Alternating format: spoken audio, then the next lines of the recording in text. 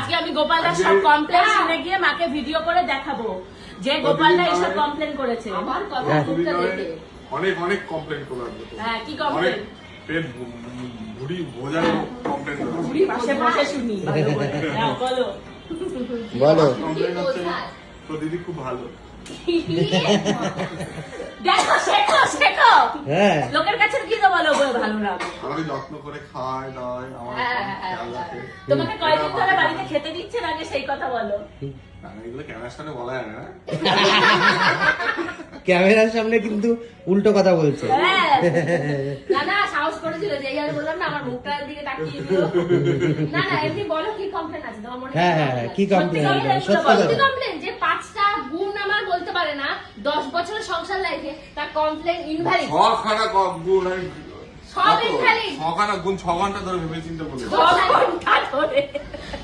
জজ সাহেব যদি আমাদেরকে ডাকে আমি বলে দেবো যে সব ইনভ্যালিড। না না বলো, আর কি কমপ্লেন আছে বলো। না, কমপ্লেন সুন্দর রান্না করে। কমপ্লেন সুন্দর রান্না করে?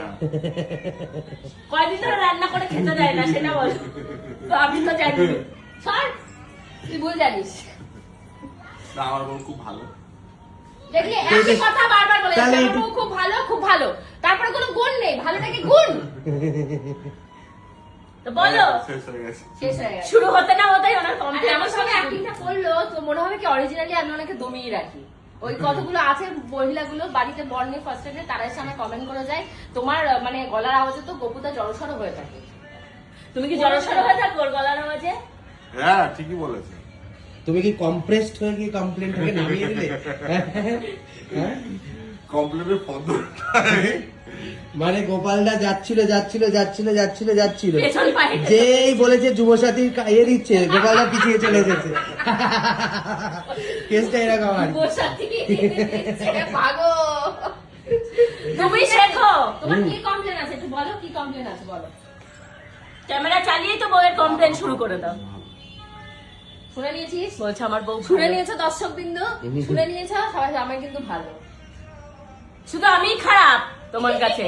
দেখো আরে ওর ওই গোপাল- গলা শোনার পরেও গোপালদা বলছে ও ভালো।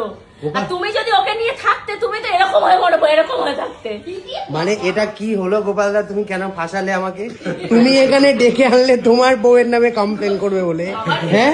আর এখানে এসে এই আমাকে কথা মানে শুনতে হচ্ছে। গোপালদার এক্সপ্রেশনেই চুপ হয়ে গেছে। তার মানে তুমি বুঝতে পারছো? তুমি যে ডেকে আনলে যে শালীর কাছে বউয়ের নামে কমপ্লেন করব, এই বলে ডেকে এনে তুমি আমাকে ফাঁসিয়ে দিলে, হ্যাঁ?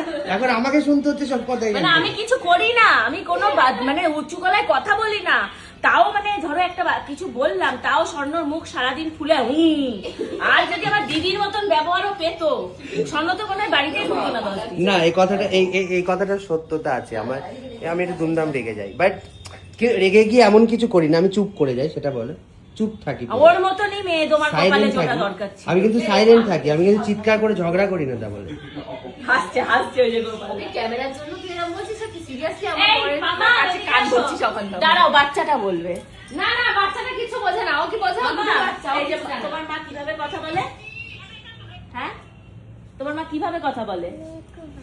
নেকু ভাবে না। তোমার মা কিরকম করে তোমার উপর? তোমার উপর কিরকম করে? রেগে গেলে কিরকম করে? রাগ হয়ে না? গোপাল!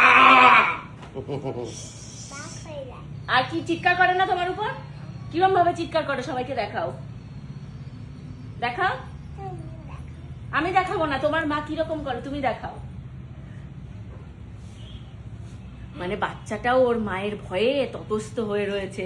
এদিকে বর, এদিকে বাচ্চা, কেউ মুখ খুলছে না ওর বিরুদ্ধে। আর এখান থেকে তুই ওর বিরুদ্ধে কেউ মুখ খুলছে না। এই বল, তোর মা কিরম ভাবে তোর উপর চিৎকার করে, কেমন ভাবে মারে তোমায় বলো? সেই চটটা কিভাবে দিয়েছিল বলো? রাত্রেবেলা তো মার সাথেই থাকতে হবে, বললে লাভ নেই। বলো বাবা। গোপা মুচ্ছে গেছে মামা সবে চলে গেছে। মায়ের আচ্ছা ভয়ে। এই খেতে বসো। বলবেই না, আর বলবেই না। ওর মার ভয়ে ও ততস্থ হয়ে রয়েছে। দেখো বাচ্চাটার মুখ দেখলেই তোমরা বুঝতে পারবে।